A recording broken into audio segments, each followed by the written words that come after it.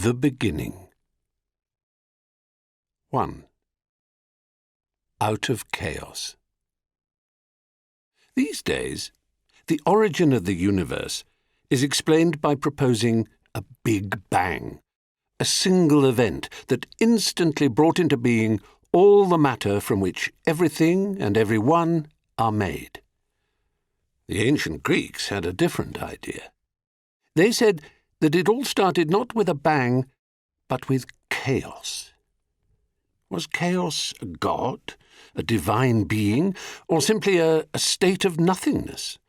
Or was chaos, just as we would use the word today, a kind of terrible mess, like a teenager's bedroom, only worse? Think of chaos, perhaps, as a kind of grand cosmic yawn, and as in a yawning chasm or a yawning void.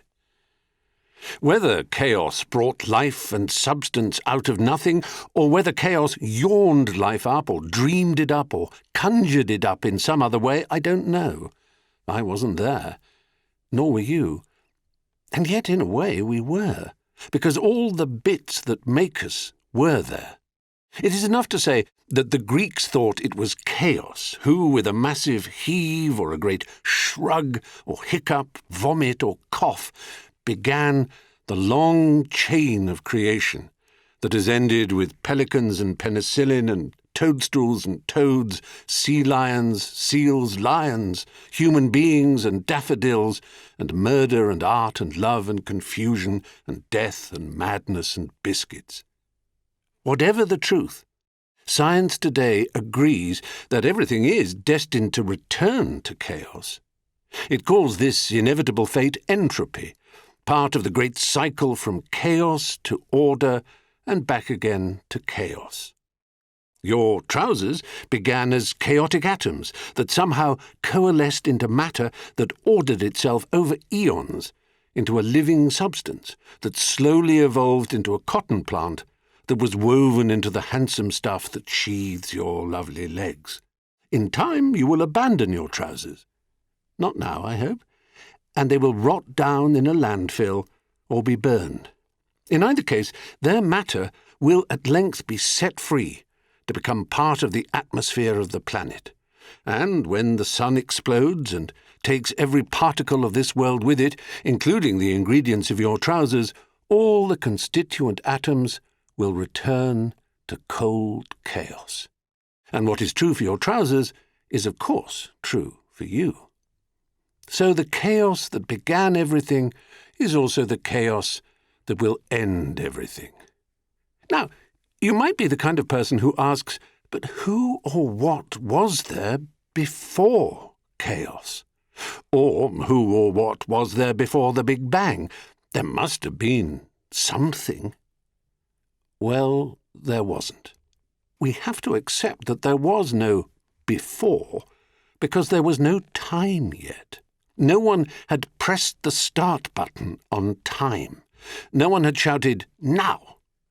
And since time had yet to be created, time words like before, during, when, then, after lunch, and last Wednesday had no possible meaning.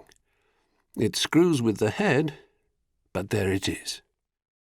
The Greek word for everything that is the case, what we would call the universe, is cosmos. And at the moment, although moment is a time word and makes no sense just now, neither does the phrase just now, at the moment, cosmos is chaos and only chaos because chaos is the only thing that is the case. A stretching, a tuning up of the orchestra.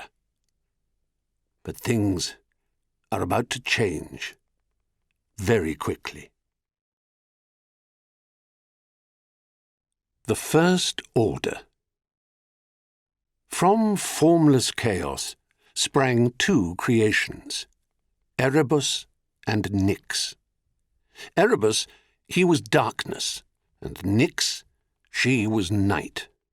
They coupled at once, and the flashing fruits of their union were Hemera, day, and Ether, light.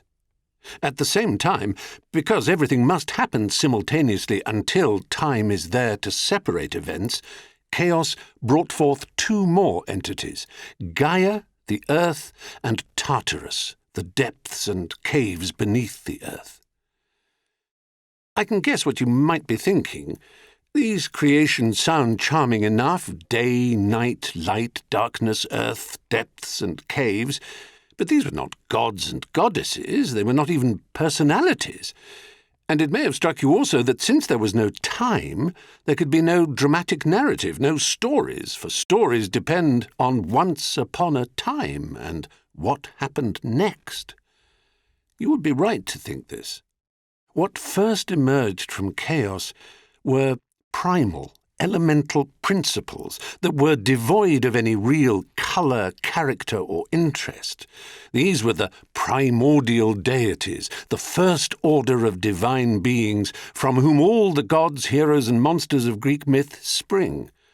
They brooded over and lay beneath everything, waiting. The silent emptiness of this world was filled when Gaia bore two sons, all on her own.